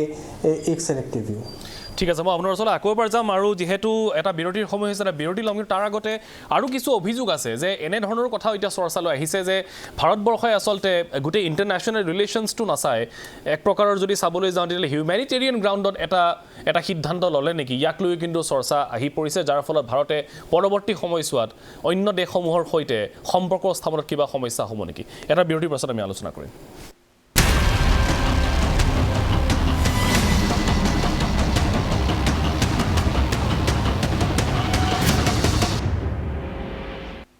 খন্তেকভাৱে বাণিজ্যিক বিৰতিৰ পিছত আমি পুনৰ উভতি আহিছোঁ। আপোনালোকে চাই আছে হেশ্বটেগ, আৰু আজি আমি কথা পাতি আছোঁ ইজৰাইল আৰু পেলেষ্টাইনৰ এই যুদ্ধখন, আৰু লগতে ইয়াক লৈ ভাৰতৰ ৰাজনীতিত যিখিনি অৰিয়া আৰম্ভ হৈছে। কিন্তু তাৰ মাজতে আমি এইখিনি কথাও জানিব লাগিব যে কূটনৈতিকভাৱে ভাৰত কিবা প্ৰভাৱান্বিত হ'ব নেকি ইজৰাইলক সমৰ্থন কৰি বা পেলেষ্টাইন সন্দৰ্ভত একো মত ব্যক্ত নকৰি। এই মুহূৰ্তত যিহেতু ৰূপম বৰুৱা ডাঙৰীয়া আছে, বৰুৱা ডাঙৰীয়া আপোনাৰ ওচৰলৈ আহিছোঁ। সামগ্ৰিকভাৱে যদি কূটনৈতিকভাৱে গোটেই বিষয়টো চাই, তেতিয়াহ'লে ভাৰতৰ ওপৰত ইয়াৰ প্ৰভাৱটো কেনেকুৱা হ'ব পাৰে, প্ৰত্যক্ষ হওক বা পৰোক্ষ হওক, এই যিটো স্থিতি স্পষ্ট কৰিলে ভাৰতে? না, মই ভাবোঁ আন্তৰ্জাতিক মঞ্চত ভাৰতৰ স্থিতি কোনো হেৰি নহয়, ঠিকে আছে। কাৰণ ভাৰতেতো প্ৰধানমন্ত্ৰী নৰেন্দ্ৰ মোদীয়ে যেতিয়া কৈছে, তেতিয়া কৈছে যে যিটো সন্ত্ৰাসৰ যিটো হেৰি, আৰু এই ক্ৰিটিকেল সময়ত মুহূৰ্তত আমি ইজৰাইলৰ লগত আছোঁ। নৰেন্দ্ৰ মোদীয়ে কিন্তু তেনেকৈ কোৱা নাই যে আমি পেলেষ্টাইনৰ বিৰুদ্ধে, এনেকৈ কোৱা নাই, পেলেষ্টাইনৰ বিৰুদ্ধে কথাটোও কোৱা নাই। কিন্তু অট'মেটিকেলি সেইটোৱে নুবুজাই জানো, যদিহে আমি ইজৰাইলৰ পক্ষত আছোঁ? সেইটো বুজায়, সেইটোতো বুজাব। কাৰণ যিহেতু দেখা গৈছে পেলেষ্টাইন মানে পন্থী মানুহ যিবিলাক, বা পেলেষ্টাইনৰ ছাপৰ্টাৰ যিখিনি হামাছে এতিয়া মোটামুটি হেৰি কৰি আছে, হামাছে অলমষ্ট অভাৰ পাৱাৰ কৰি আছে, মানে ডমিনেট কৰি আছে। তো গতিকে তেনেকুৱা মানুহে হয়তো হেৰি হ'ব, তেনেকুৱা মানুহ বা তেনেকুৱা যদি কাণ্ট্ৰি যিবিলাক আছে, যিবিলাকে হামাছৰ পক্ষ ডাইৰেক্টলি লৈ লৈছে, সেই তেওঁলোকে হেৰি হ'ব। কিন্তু তাতকৈ বেছি কাণ্ট্ৰিটো ভাৰতক ছাপৰ্ট মানে ইজৰাইলৰ পক্ষই লৈছে। গতিকে মই নাভাবোঁ যে কিবা, আৰু এইটো আটাইতকৈ ডাঙৰ কথা 1 নম্বৰ পইণ্টটো হ'ল ভাৰতে এই হেৰি লৈছে হিউমেনিটেৰিয়ান গ্ৰাউণ্ডত, যিটো নৃশংস যিটো বৰ্বৰতা হৈছে তাৰ এগেইনষ্টত ভাৰতে ভইচ ৰেজ কৰিছে। এইটো প্ৰত্যেক হিউমেনিটেৰিয়ান এংগেলৰ পৰা প্ৰত্যেক মানুহে এইটো ছাপৰ্ট কৰিব মই ভাবোঁ, প্ৰত্যেক মানুহ বা দেশ বা আন্তৰ্জাতিক মঞ্চ। আৰু আৰু ভাৰতে ইজৰাইলৰ পক্ষত কথা ক'বও লাগিব, কাৰণ ভাৰততো ইজৰাইলে সেই 71ৰ সময়ত যুদ্ধৰ সময়ত তেতিয়া ইজৰাইলৰ লগত কোনো ডিপ্ল'মেটিক হেৰিয়ে নাছিল, ৰিলেশ্যনশ্বিপে নাছিল। সেই সময়তো ভাৰতে ইজৰাইলে কিন্তু ভাৰতক সহায় কৰিছে। তাৰপিছত কাৰ্গিল যুদ্ধত বিৰাট ডাঙৰ সহায় কৰিছে, অলমষ্ট ইজৰাইলৰ অস্ত্ৰ যোগানৰ কাৰণেই ভাৰত জিকিছে কাৰ্গিল যুদ্ধত। তাৰপিছত কৰোণাৰ সময়তো ইজৰাইলৰ যিটো ক'ভিডৰ সময়ত, গতিকে ইজৰাইল আমাৰ এখন বন্ধু ৰাষ্ট্ৰ, আৰু ইজৰাইলে মানুহক এনেকৈ নৃশংসভাৱে হত্যা কৰিছে। সেইটো সাধাৰণ মানে মনুষ্যত্ব থকা যিকোনো মানুহে তেনেকুৱা এটা ছাপৰ্ট। কিন্তু বৰুৱা ডাঙৰীয়া, এনেকুৱাওতো হৈছে যে হামাছে এই এটেকটো কৰিছে। চ' এনেকৈ এতিয়া হেডলাইনছ আহিছে যে this war is between Israel and Hamas, not Israel and Palestine. কাৰণ এইটো তেওঁলোকে প্ৰতিপন্ন কৰিবলৈ বিচাৰিছে যে Hamas is not funded by Palestine directly. এইটো আপুনি কি বুলি ভাবে? না, পেলেষ্টাইনটো হামাছেও পেলেষ্টাইনক ৰিপ্ৰেজেণ্ট কৰি আছে। হামাছে গোটেই গাজা ষ্ট্ৰিপ আৰু আদাৰ যিবিলাক মানে হেৰি ৰিফিউজি পেলেষ্টিনিয়ান আছে, গোটেইখিনিক হামাছেই ডমিনেট কৰে। আৰু সেই হিচাপে ক'ব গ'লে পেলেষ্টিনিয়ান অথৰিটি যিটো মাহমুদ আব্বাছৰ ফাটা পাৰ্টিৰ, তাৰ ইনফ্লুৱেঞ্চ ইন পেলেষ্টাইন ইটছেল্ফ কম। কিন্তু গতিকে হামাছে পেলেষ্টাইনক ৰিপ্ৰেজেণ্ট কৰি আছে। কিন্তু গতিকে এই আক্ৰমণটো মানে কেৱল হামাছে কৰা বুলি ক'লে ভুল হ'ব নেকি? না, কেৱল হামাছ নহয়, সেইটো Palestinian overall it's a Palestinian attack. Palestinian attack এইটো পেলেষ্টিনিয়ান এটেক। উপাধ্যায়, এই বিষয়টো আমি যদি গোটেই মানে মিডিল ইষ্টৰ ঘটনাটোক যদি অকল আমি ৱেষ্ট বেংক আৰু গাজাক লৈ চাওঁ তেতিয়াহ'লে নহ'ব। মানে লাৰ্জাৰ পিকচাৰে যদি চায় যে আৰৱ ৱৰ্ল্ডতো বিভিন্ন ফৈদ আছে। আজি ইৰাণে সমগ্ৰ মুছলিম ৱৰ্ল্ডক নেতৃত্ব দিব বিচাৰে, তুৰ্কীয়ে বিচাৰে, ইজিপ্তে বিচাৰে, UAE বিচাৰে, আৰু আপোনাৰ এইটো আৰু এটা কেছ আছিল চৌদি আৰৱ, তেওঁলোকে বিচাৰে। এতিয়া আপুনি যদি চায় যে ইৰাণ, লেবানন, এওঁলোকৰ হামাছক ছাপৰ্ট কৰে। আপুনি ইজিপ্তক আপুনি চাই, ইজিপ্তে ছাপৰ্ট কৰে সিটো পেলেষ্টাইন PLOক ছাপৰ্ট কৰে, ফাটাহ যিটো। এতিয়া কথাটো হ'ল যে এওঁলোকৰ মাজৰ যিটো যুদ্ধ, সেই যুদ্ধটো আহি ইয়াত শিপাইছে। গতিকে হামাছে গোটেই পেলেষ্টাইনক ৰিপ্ৰেজেণ্ট কৰিবৰ কাৰণে আজি তেহৰানে ফাণ্ডিং কৰি আছে। আজি তুৰ্কীৰ আপুনি যদি লেংগুৱেজটো চায়, তুৰ্কীয়ে খুব নৰ্মেলি কথাটো কৈছে, যিটো কথা তুৰ্কীয়ে তাতকৈ বেছি এগ্ৰেছিভলি ক'ব পাৰিলেহেঁতেন, নক'লে। আপুনি যদি ইজিপ্তৰ যিটো ক্ৰিটিচিজম চাই, কৈছে যে হামাছে সেই কামটো কৰিব নালাগিছিল, যিটো কথা ইভেন কংগ্ৰেছে সেই পৰ্যায়ত কোৱা নাই। আপুনি চিন্তা কৰক ইজিপ্ত কিমান আগুৱাই গ'ল। গতিকে এই গোটেই বিষয়বস্তুটো মিডিল ইষ্টৰ পলিটিক্সৰ লগত এই বিষয়টো জড়িত হৈ আছে। তৃতীয় কথাটো আৰু এটা মই আপোনাক কৈছোঁ যে আজিৰ দিনটোত নৰেন্দ্ৰ মোদী চৰকাৰে, আপুনি যদি পাঠানকোট আৰু উৰিৰ পিছত ভাৰতবৰ্ষই যেতিয়া পাকিস্তানত গৈ আক্ৰমণ কৰিলে, কোনেওতো পাকিস্তানক ছাপৰ্ট নকৰিলে, ইভেন UAE ছাপৰ্ট নকৰিলে, ইভেন টাৰ্কিয়ে ছাপৰ্ট নকৰিলে। এতিয়া কথাটো হ'ল আজিৰ দিনটোত নৰেন্দ্ৰ মোদী চৰকাৰে কি কৈছে যে হামাছ যিটো মিলিটেণ্ট অৰ্গেনাইজেশ্যন, সেই মিলিটেণ্ট অৰ্গেনাইজেশ্যনে যিটো ইনহিউমেন এক্ট কৰিছে, সেই এক্টক ভাৰতবৰ্ষই সমালোচনা কৰিছে, গৰিহণা দিছে। আৰু সেই উগ্ৰপন্থী সংগঠনৰ বিৰুদ্ধে ইজৰাইলে যি ব্যৱস্থা ল'ব তাত ভাৰতৰ ছাপৰ্ট আছে। এতিয়া কথাটো হ'ল আমি সেইটো নকম নেকি? যেতিয়া পাকিস্তানী উগ্ৰপন্থী আহি, এতিয়া কংগ্ৰেছৰ দিনত পাকিস্তানী উগ্ৰপন্থীয়ে আহি হোটেল আক্ৰমণ কৰিলে, মুম্বাই আক্ৰমণ কৰিলে, 600 মানুহ মাৰি গ'ল, তাৰপিছত তেওঁলোকে অবামা কৰি থাকিল, একো নকৰিলে, ৰিজলিউশ্যন ল'লে, তেওঁলোকে সেইটো বিচাৰিব। আমাৰ সময়ত যেতিয়া পাঠানকোট হ'ল, উৰিৰ আক্ৰমণতে ভাৰতবৰ্ষই গৈ যেতিয়া উত্তৰ দি আহিল, সেই একে উত্তৰ যেতিয়া ইজৰাইলে দিব, আমি নহয় বুলি ক'ম। পেলেষ্টাইনৰ বিষয়বস্তুটো এটা বেলেগ হৈছে। চেল্ফ ডিটাৰমিনেশ্যনৰ অধিকাৰ তেওঁলোকৰ যদি আছে, তেওঁলোকে পাব লাগে, তাততো আমাৰ ক'বলগীয়া একো নাই। এইটো এটা বেলেগ বিষয়বস্তু। কিন্তু আপুনি চেল্ফ ডিটাৰমিনেশ্যনৰ অধিকাৰৰ কথা কৈ আপুনি যদি মানুহক ইনহিউমেন এক্ট কৰিব, মহিলাক ৰেপ কৰিব, ল'ৰা ছোৱালীক, সেই কথাটো যদি এওঁলোকৰ আপুনি ৰিজলিউশ্যন, অকণমান আগত মই কৈছোঁ ৰিজলিউশ্যন ক'ত আছে? এওঁলোকে যে হামাছৰ এক্টটোক এওঁলোকে ৰিজেক্ট কৰিছে, কিয়নো হামাছ ক'লে মোল্লা মৌলবীয়ে বেয়া পাব, এওঁলোকক আৰু ভোট নিদিয়ে, সেইকাৰণে তেওঁলোকৰ হামাছৰ কথাটোৰ এক্টটোক এওঁলোকে ৰিজেক্ট কৰা নাই। দে আৰ নট ৰিজেক্টিং। তেওঁলোকে একেলগে ইজৰাইলে কৰাটোও সমালোচনা কৰিছে আৰু হামাছৰ নাম নোলোৱাকৈ তেওঁলোকে কাক কৰিছে ক'ব নোৱাৰোঁ কাৰণ ইজৰাইলেতো মাৰা 2000 মানুহ মৰিল এতিয়ালৈ সেইকাৰণে তেওঁলোকৰ কথাটো যে মোল্লা মৌলবীয়ে যাতে বেয়া নাপায় তাৰ কাৰণে তেওঁলোকে হামাছক নকৰে ঠিক আছে আৰু এটা কথা তেওঁলোকৰ কথাটো অকমান আগত তেওঁ ক'লে আমি পলিটিক্সৰ কথা কোৱা নাছিলোঁ তেওঁ ক'লে যে 5খন ৰাজ্যৰ ইলেকশ্যন চাই একচুৱেলি 5খন ৰাজ্যৰ ইলেকশ্যন তেওঁলোকে দেখিলে যে এই 5খন ৰাজ্যৰ ইলেকশ্যনত যদি আমি মোল্লা মৌলবীৰ হামাছক গালি পাৰোঁ তেতিয়াহ'লে মোল্লা মৌলবী হয়তো আমাক বেয়া পাব পাৰে আমি ভোট নাপাম সেইকাৰণে মোল্লা মৌলবীক সন্তুষ্ট কৰিবলৈ কংগ্ৰেছে হামাছৰ ঠিক আছে গতিকে এইটো এটা স্পৰ্শকাতৰ বিষয় গতিকে ইয়াৰ প্ৰত্যুত্তৰটো এই কথাটোত মই কৈছোঁ যে তেওঁলোকে যিটো কথা কৈ আছে যে ভাৰতৰ ফৰেইন পলিচি বেয়া হ'ব আৰে যি সময়ত নৰেন্দ্ৰ মোদী চৰকাৰে যেতিয়া শাসন গ্ৰহণ তেতিয়া কৈছিল বোলে মুছলিম কাণ্ট্ৰিয়ে ভাৰতক বেয়া পাব এতিয়া সেই মুছলিম কাণ্ট্ৰিয়ে পাকিস্তানক বাদ দি নৰেন্দ্ৰ মোদীক দেখোন সন্মানৰ ওপৰত সন্মান দি আছে গতিকে ঠিক আছে এতিয়া কংগ্ৰেছৰ এইটো গোটেই বিষয়টোৰ কংগ্ৰেছৰ এটা ট্ৰিকি পলিটিক্স আছে নেকি একো ট্ৰিকি পলিটিক্স নাই একে ক্লিয়াৰ কাট পলিটিক্স ঠিক আছে মই তেওঁলোকে to appease the mullah maulvis of India 5টা ৰাজ্যৰ নিৰ্বাচনৰ প্ৰতি লক্ষ্য ৰাখি তেখেতসকলে হামাছক কোনো ধৰণে বেয়াকৈ প্ৰত্যুত্তৰটো ল'ম মই শৰ্মা ডাঙৰীয়াৰ পৰা কিন্তু তাৰ আগতে আৰু এটা চমু বাণিজ্যিক বিৰতিৰ সময় হৈছে আৰু এটা বিৰতি লৈ লৈছোঁ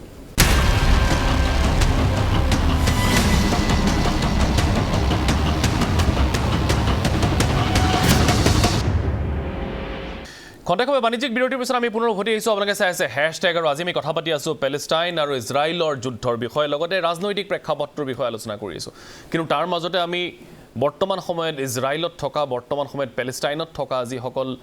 অসমীয়া আছে যিসকল ভাৰতীয় আছে তেওঁলোকৰ সৈতেও যোগাযোগ স্থাপন কৰিবলৈ চেষ্টা কৰিছোঁ কাৰণ তেওঁলোক এতিয়া যথেষ্ট এটা কঠিন সময়ৰ মাজেৰে দিন অতিবাহিত কৰিছে মই এই মুহূৰ্তত সংযুক্ত হৈছোঁ হৰিপ্ৰসাদ ডাঙৰীয়াৰ সৈতে তেখেত বৰ্তমান আছে জেৰুজালেমত মই হৰিপ্ৰসাদ ডাঙৰীয়াক স্বাগতম জনাইছোঁ আমি কথা পাতি আছোঁ বৰ্তমান সময়ত কি পৰিৱেশ পৰিস্থিতিৰ সূচনা হৈছে তাক লৈ যিখিনি দেশৰ ৰাজনীতিত এটা চৰ্চা হৈছে কিন্তু সামগ্ৰিকভাৱে যদি গ্ৰাউণ্ড ৰিয়েলিটিটো আজিৰ তাৰিখত আপোনাৰ পৰা জানিবলৈ বিচাৰোঁ কেনেকৈ আপোনালোক বৰ্তমান সময়ত আছে কি পৰিৱেশ কি পৰিস্থিতি বৰ্তমান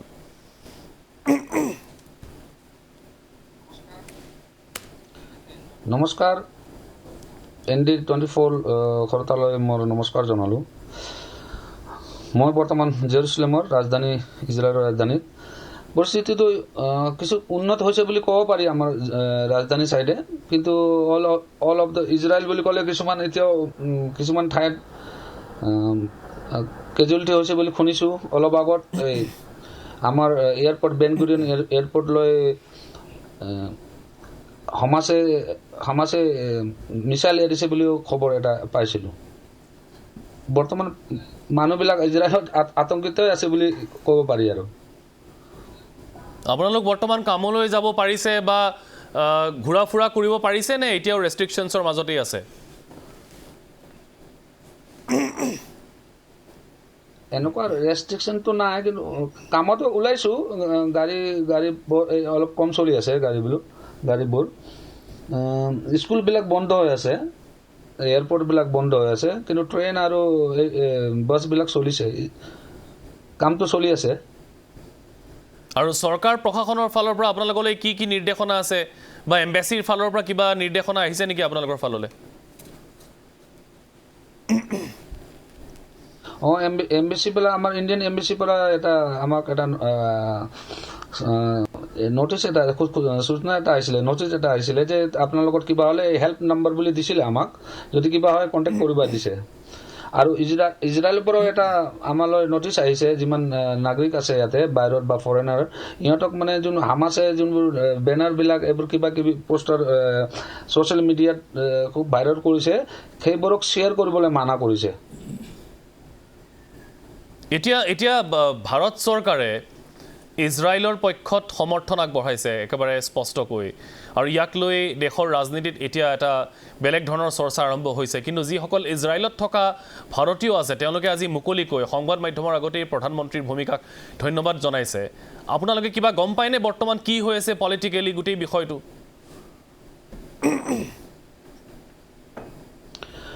ইয়াতে ইজৰাইলৰ পলিটিকেল বিষয়ে ক'লে ইজৰাইলৰ বিষয়ত যদি কওঁ আমাৰ ইজৰাইলৰ যোনটো বিপক্ষ যোনটো আছে সি এতিয়া পুৰা ইজৰাইলক ছাপোৰ্ট কৰি আছে যে আমি একবদ্ধ আমি একেলগে এইটো এটেক কৰিম আৰু যদি ইণ্ডিয়াৰ বিষয়ে চাওঁ এতিয়া হামাছৰ লৈ উগ্ৰপন্থীক লৈ কিনে দুটা পক্ষ আছে বুলি শুনিছোঁ ইণ্ডিয়ান নিউজতো আমাৰ ইণ্ডিয়ান ইয়াত যিমান আছোঁ আমি যিমান আমাৰ বন্ধুবিলাক কথা পাতোঁতে গম পাওঁ যে আমি উই ষ্টেণ্ড ফৰ দ্য ইজৰাইল মই বেছি সময় আপোনাৰ পৰা নলওঁ কাৰণ আপুনি যিহেতু হয়তো বৰ বেছি সময় কথা পাতিব নোৱাৰিব মই শেষত এটা কথা আপোনাৰ পৰা জানিম সামগ্ৰিকভাৱে যিখিনি ইণ্ডিয়ান বৰ্তমান আছে বা যিখিনি অসমীয়া আছে কেনেধৰণৰ আলোচনা চলি আছে আপোনালোকৰ মাজত আপোনালোকে তাৰ পৰা ওলাই আহিবলৈ বিচাৰিছে ঘৰলৈ আহিবলৈ বিচাৰিছে নে আপোনালোকে বৰ্তমান সময়ত ঠিকেই আছে বুলি অনুমান কৰিছে আপোনালোকৰ মাজত কি ধৰণৰ কথা বতৰা আলোচনা হৈছে বৰ্তমান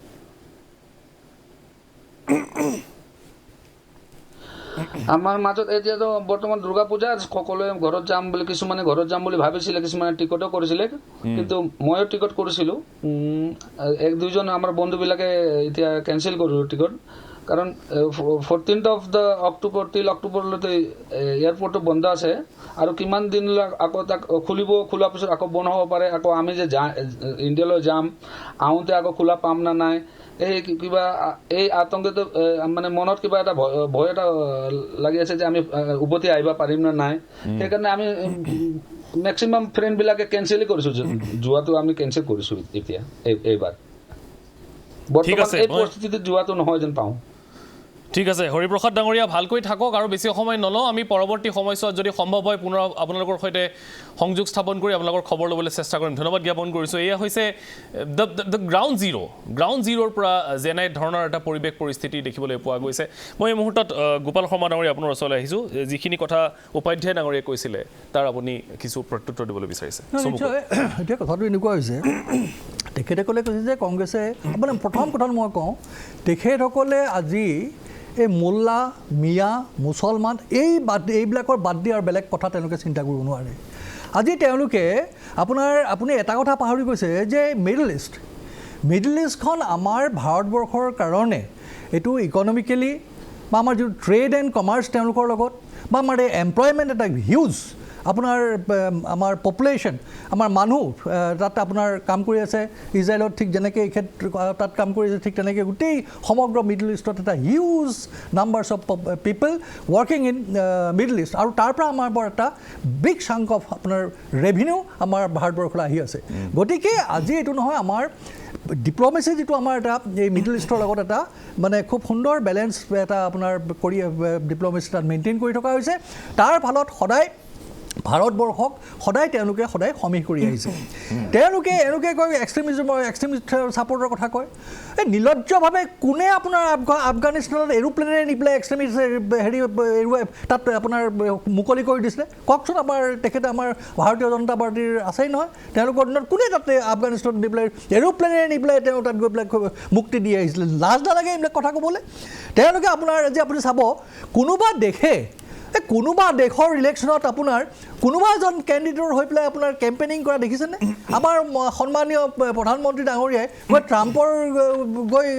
গৈ পেলাই ইলেকশ্যন কেম্পেইনিং কৰে ইয়াতকৈ দুৰ্ভাগ্যজনক কথা কিবা থাকিব পাৰেনে তেওঁলোকে আজি ইজৰাইলৰ কথা কৈছে ঠিক আছে কিন্তু ইজৰাইলৰ আৰু আপোনাৰ পেলেষ্টাইনৰ ক্ষেত্ৰত কিন্তু ৰাইট ফ্ৰম বিগিনিং এইখন যেতিয়া ইজৰাইল আৰম্ভ হৈছে তেতিয়াৰ পৰা এটা বেলেঞ্চ আপোনাৰ ডিপ্ল'মেচি আমাৰ ভাৰতবৰ্ষই কৰি আহিছে আপোনাৰ মেইনটেইন কৰি আহিছে আজি আপোনাৰ ইউক্ৰেইন আৰু ৰাছিয়াৰ ক্ষেত্ৰত তেওঁলোক নিশ্চুপ কেলে কিয় কাৰণে তেওঁলোক নিশ্চুপ আজি আপোনাৰ এটা ভয়ংকৰ আপোনাৰ আজি দেখিছে এই যে আদানীৰ কথা কৈ আছে আদানীৰ লগত গৈ চাইনিজ এই লিংক কত কিমান ওলাইছে সেই ক্ষেত্ৰত তেওঁলোকে নিশ্চুপ কিয় তেওঁলোকে কৈছে যে ৰেপ যোনেই কৰে আমাৰতো আজি যদি আহোমৰ দিন থাকিলেহেঁতেন নচচাখোলত আপোনাৰ বহু আদানী ৰেপৰ ক্ষেত্ৰত কিন্তু আজি নাই বাৰু আহোমসকল নাই নচচাখোলো নাই কিন্তু তেওঁলোকে নিলজ্জভাৱে এই ব্ৰিজভূষণ আপোনাৰ যিজন এম পি তেওঁৰ ইমান এটা আপোনাৰ যেতিয়া এটা এই মহিলাসকলক যিটো আপোনাৰ এথলেটছ যিখিনিয়ে গ'ল্ড আপোনাৰ মেডেল লৈ আহিছে তেওঁলোকক কিয় প্ৰটেকশ্যন দি আছে লেট হিম এক্সপ্লেইন কৰক আমিও নিন্দা কৰোঁ আমি যোনে মহিলাক শিশুক যোনে অত্যাচাৰ কৰিব তেওঁ নিন্দনীয় আৰু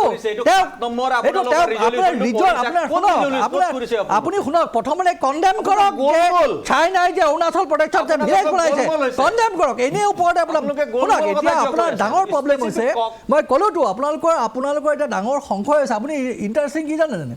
ডিমা হাছাওত এতিয়া ইলেকশ্যন হ'ব 3 তাৰিখৰ আগত তেওঁলোকে ডিমা হাছাওত ইলেকশ্যন পাতিব কেলে 3 তাৰিখৰ ৰিজাল্ট যদি ওলাই যায় যদি তেওঁলোকৰ বিৰুদ্ধে গুচি গ'ল গতিকে ডিমা হাছাও হাৰিব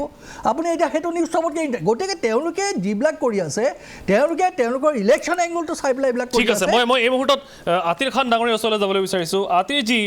अभी एक एलिगेशन ये भी है अभी बीजेपी के जो प्रवक्ता है उन्होंने भी बोला है कि ये सिर्फ मुल्ला मुसलमानों को संतुष्ट करने के लिए CWC का ये एक रेजोल्यूशन है there is nothing but politics and political propaganda 5 state election propaganda है और CWC का जो रेजोल्यूशन है इसके सिवाय यहाँ पे और कुछ नहीं है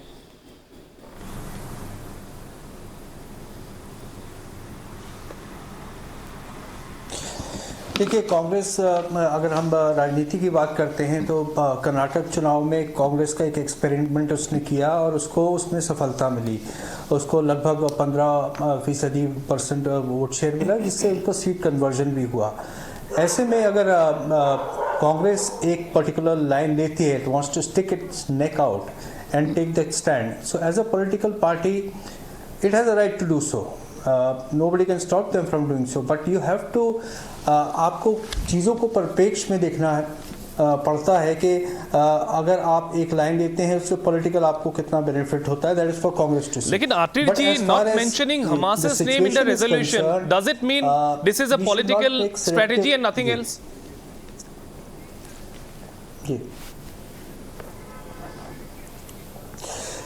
You see, it's a call which the party has taken. We also know that there are tweets from party leaders on Sunday which were different and which were taking a holistic view. But then, of course, maybe and you know there is as a political party उनको भी उनकी अपनी requirements हैं हो सकता है केरल और राज्यों में जिस तरह का उनको रिएक्शन दिखा तो उनको लगा कि उनका जो इलेक्टोरेट है वो उसके लिए उनको ऐसा करना चाहिए लेकिन अगर आप देखें तो in terms of politics it may pay dividends it may not that only time will tell लेकिन अगर आप पूरे देश के परिप्रेक्ष्य में देखते हैं तो हमें समझने की ज़रूरत है कि हम we are living in a multipolar world we are not living a bipolar world any more अब वक्त की दरकार कुछ और है हमारी जियोपॉलिटिक्स कुछ और कहती है और हमें वक्त के साथ चलने की बहुत ज़रूरत है कि और हमें अपने इंटरेस्ट को करना पड़ेगा we are not living in the past where we were expected we are now a part of the world power play और उस परिप्रेक्ष्य में अगर आप चीज़ों को देखेंगे तो हमारी पड़ोस में क्या सिक्योरिटी रिक्वायरमेंट्स है हमने एक पूरा बड़ा प्रोजेक्ट अनाउंस किया जो कि अरब इजराइल इसमें सभी लोग इन्वॉल्व हैं it was an alternative and a requirement for India अब जाहिर बात है भारत जो है उसके लिए ज़रूरी है कि इस चीज़ों को मटेरियलाइज किया जाए और उसके हित में और हमें क्या वी डू नॉट नो अगर हम जो दिखता है India will do anything to safeguard its interest on stage, off stage. There will be efforts, and it is in the interest of India to ensure peace. But when it comes to politics, obviously, consolidation होगा, Congress एक stand लेगा, उससे BJP का reverse consolidation होगा. So that will of course happen, but if you look at the larger perspective, you have to say things differently. ঠিক আছে মই এইখিনিতে আৰু এটা বিৰতি ল'ম তাৰপিছত মই এটা বিশেষ বিষয় লৈ আহিম যে পেলেষ্টিন লেজিসলেটিভ কাউন্সিলৰ যিগৰাকী সদস্য অন্যতম সদস্য মুস্তাফা বৰগতি তেখেতে আজি দ্য ৱায়াৰত এটা খুব ইণ্টাৰেষ্টিং এটা মন্তব্য দিছে এটা বিৰতিৰ পাছত আমি সেই বিষয়টো আলোচনা কৰিম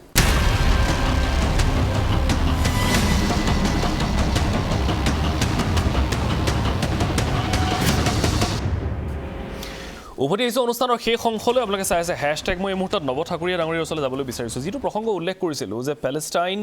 লেজিসলেটিভ কাউন্সিলৰ সদস্য তেখেত মুস্তাফা বৰগতি তেখেতে কৈছে যে Hamas has come up with a deal now এটা চুক্তি লৈ আহিছে হামাছে আৰু এই চুক্তিটো হৈছে এনেকুৱা যে হামাছে কৈছে যে যিসকল বন্দী বৰ্তমান সময়ত ইজৰাইলত আছে পেলেষ্টাইনৰ সেই বন্দীসকলক মুকলি কৰি দিব লাগে তাৰ পাছত হেনু হামাছে তেওঁলোকে যি সকল লোকক কিডন্যাপ কৰিছিলে তেওঁলোকক মুকলি কৰি দিব আৰু 24 ৰ পৰা 36 ঘণ্টাৰ ভিতৰত আকৌ শান্তি অব্যাহত ৰ'ব এই ধৰণৰ এটা কথাও ইতিমধ্যে কোৱা হৈছে কিমান দূৰ সম্ভৱ বুলি আপুনি ভাবে এই ধৰণৰ এটা ছিষ্টেম বা এটা চুক্তি প্ৰথম কথা হ'বও পাৰে তেওঁলোকে এটা প্ৰস্তাৱ দিবও পাৰে মই ধৰি লৈ এইটো সেও মানা ধৰণৰ এটা কথা হ'ল নেকি ধৰি লৈ এই প্ৰস্তাৱটো দিছে এইটো মই সঁচা বুলি ধৰি ল'লোঁ তেতিয়া বুজা যায় যে হামাছ আজি যিটো প্ৰতিক্ৰিয়া বা ৰিটালিয়েশ্যনৰ যিটো মুখামুখি হৈছে যিটো পিং পইণ্ট এটাক যিটো ইজৰাইলে কৰিছে বহুত বিল্ডিঙৰ মাজত এটা বিল্ডিং সম্পূৰ্ণ ধ্বংস কৰি দিয়া হৈছে বহুত মছজিদ ধ্বংস কৰি দিছে গতিকে সেইফালৰ পৰা হামাছ বিপদত পৰিছে তাত সন্দেহ নাই আৰু আপুনি উগ্ৰবাদী সংগঠনৰ কামটো এইটো যে তেওঁলোকে গণ্ডগোল লগাই এটা এটেনশ্যন মিডিয়া বা এটেনশ্যন পাব্লিক চেণ্টাৰ তেওঁলোকে আনিব খোজে পিছত পিছত তেওঁলোকৰ নিজৰে মানুহ মৰে তাত কোনো অসুবিধা নাই তেওঁলোকে তালৈ কোনো দুখবোধ নাই কিন্তু যদি ইজৰাইলৰ যদি প্ৰধানমন্ত্ৰী নেতান্যাহুৰ যিটো মন্তব্য তেওঁ কৈছে যে it's not an operation it's an war অৰ্থাৎ এইটো এটা সৰু অপাৰেশ্যন সেইটো হ'ল ডাঙৰ কথা আৰু ডিফেন্স মিনিষ্টাৰে কৈছে যে আমি মিডিল ইষ্টৰ মানচিত্ৰ সলনি কৰি দিম আৰু এটা কথা কৈছে যিটো হিন্দী চিনেমাত প্ৰায়ে কয় যে যুদ্ধ তেওঁলোকে আৰম্ভ কৰিছে শেষ আমি কৰিম গতিকে ইজৰাইলৰ পৰা যিটো খুব কঠোৰ স্থিতি আৰু কঠিন স্থিতি যিটো আহিছে মোৰ ধাৰণা নহয় যে ইজৰাইলে সেইটো কৰিব কিন্তু মই ভাবোঁ ইজৰাইলে এতিয়া ক্ৰমে গাজা ষ্টেপত চবখিনি বন্ধ কৰি দিছে গেছ পানী খাদ্য ইলেক্ট্ৰিচিটি গতিকে তেওঁলোকে দুদিনমান 3 দিন বছৰ মানুহখিনি আৰু বিপদত পৰিব গতিকে ডিলটো বোধহয় ইজৰাইলে তেনেকৈ কৰিব তেওঁলোকে ইতিমধ্যে টেংক তেওঁলোকে থিয় কৰাইছে হয়তো তেওঁলোকে লেণ্ডটো দখল কৰি ল'ব আৰু কিছু সুৰংগ থকা বুলি কৈছে এই সুৰংগত ক'ৰবাত অস্ত্ৰ আছে নেকি সেইটো তেওঁলোকে পৰীক্ষা কৰিছে গতিকে ইজৰাইলে নিজৰ কিন্তু স্থিতিটো একেবাৰে ক্লিয়াৰ ৰাখিছে কাৰণ কিয় আমি যিখিনি পঢ়িলোঁ ইজৰাইলে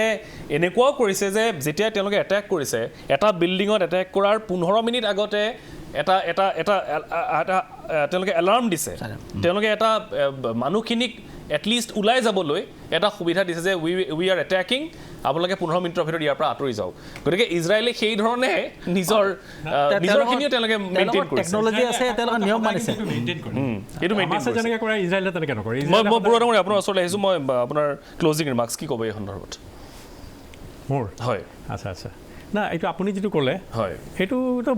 এতিয়া সামগ্ৰিকভাৱে এই বিষয়টো ক'লৈ গৈ আছে আৰু ক'ত খাম কাটিব যেন লাগিছে না দেখকেতো বুজা গৈছে যে হামাছ হলঠেকত পৰিছে এতিয়া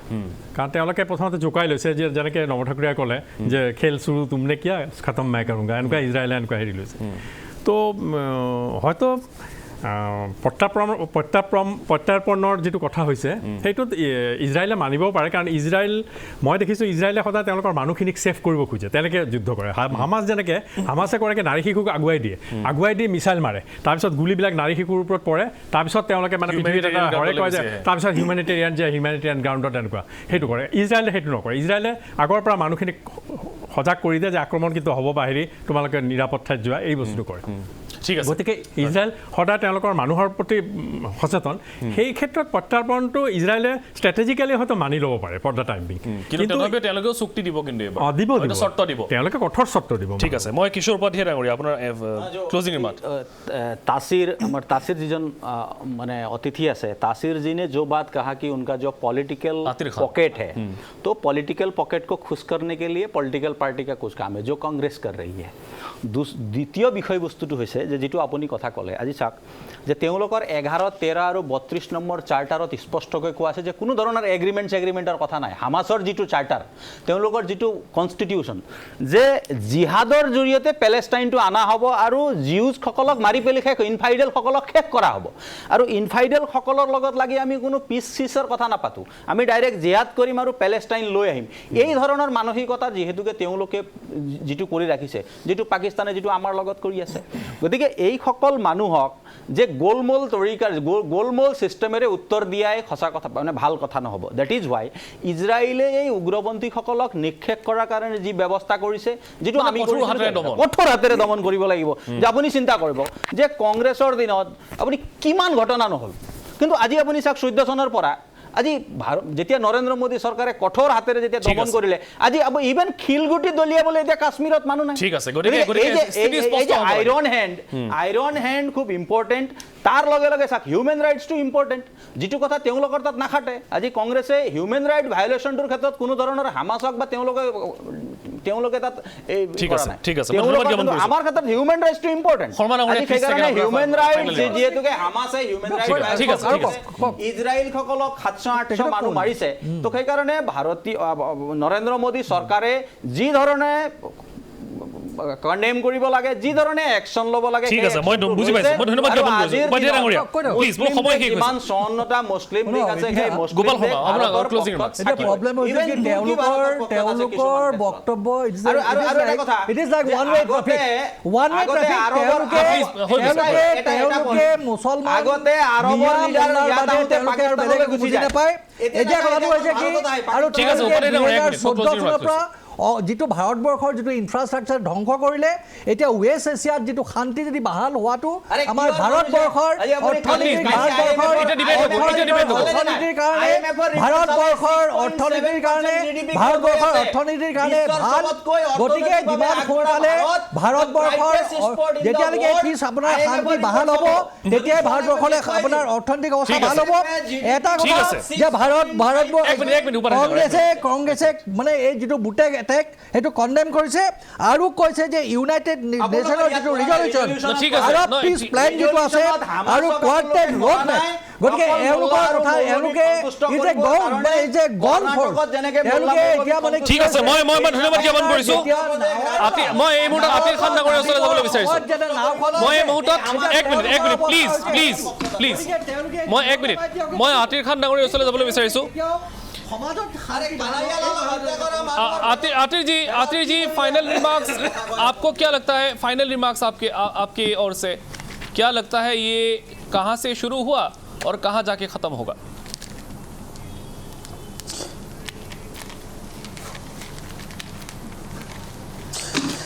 देखिए जहाँ तक ये क्राइसिस की बात है तो इस क्राइसिस को लाउज होने के लिए वक्त लगेगा और जिस तरह की परिस्थिति बन गई है तो लगता है और 10 साल इसका हल नहीं निकलेगा। भारत की जहाँ तक स्टैंड की बात है उसके स्टैंड में कोई बदलाव नहीं है। वो 2 स्टेट नेशन पर अटल है आज भी और हमेशा से रहा है। राजनीति अपनी जगह है लेकिन जहाँ तक राष्ट्र के हित की बात आती है जिसमें राजनीति होगी, चाहे वो भारत है चाहे वो अमेरिका है, सभी इसमें राजनीति करेंगे। और जिस समय कोई बयान आता है उस समय और जिस समय कोई घटना होती है और आज के दौर में उस परिप्रेक्ष्य में इमीडिएटली क्या हुआ है उसको देखा जाता है। तो आपको क्या लगता है कि India is in the right track? इतिहास में नहीं जाया जाता है, ये एक टेंडेंसी बल्कि जी देखिए इंडिया का स्टैंड अगर आप देखें, अगर उसने एज अ कंट्री जो बयान आए हैं उसमें भर्त्सना की है उस हमले की जो किया था हमास ने। लेकिन उसके बाद मैंने आपसे कहा कि उसके बाद क्या हुआ इसका ज़रूरी नहीं है कि जो अगर इजराइल की तरफ से ह्यूमन राइट्स वायलेशन होती हैं उसको देश किसी तरह कंडोल करेगी। भारत का हमेशा से भारत एक ऐसा देश रहा है जिसकी सिविलाइजेशन ने पूरे विश्व में शांति की प्रार्थना करने का हमारा इतिहास है, हमारे धर्मों में ग्रंथों में ये बात कही गई है। लेकिन जहाँ तक राजनीति की बात है वो अपनी जगह वो रहेगी, उसको आप रोक नहीं सकते। जैसे मैंने कहा कि अगर कोई पॉलिटिकल पार्टी स्टैंड लेती है it's a conscious stand which they have taken, so I think लोकतंत्र में हर एक को अपनी बात रखने का हक भी है। बहुत बहुत शुक्रिया आतिर खान, थोड़ा सा समय हमारे लिए निकालने के लिए। लगते मैं धन्यवाद ज्ञापन करिছোঁ किशोर उपाध्याय डाঙৰীয়া, गोपाल शर्मा डाঙৰীয়া, रूपम बरुৱা डाঙৰীয়া, লগতে আৰু নৱ ঠাকুৰীয়া ডাঙৰীয়া। কথাটো ইমানেই যে বৰ্তমান সময়ত